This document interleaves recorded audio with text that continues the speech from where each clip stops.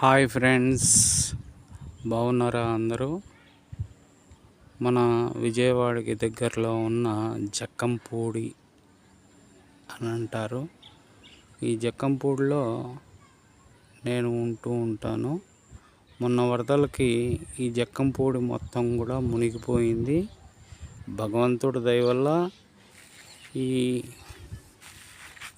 ఈ ప్రాంతం వరకు వచ్చినాయి నీళ్ళు. అదేవిధంగా ఈరోజు సూర్యభగవానుడు వచ్చాడు. అదేవిధంగా సూర్యభగవానుడు వస్తే కనుక ఇదంతా కూడా ఈ నీరంతా కూడా ఎండిపోవటం జరుగుతుంది.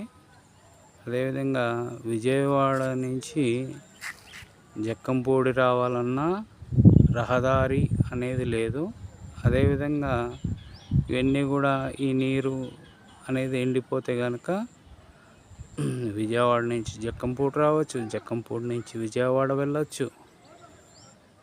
అది కాబట్టి అందరం కూడా మేము ఎవరైనా సరే ఈ సూర్యభగవానుడు ఉంటూ ఉండాలి.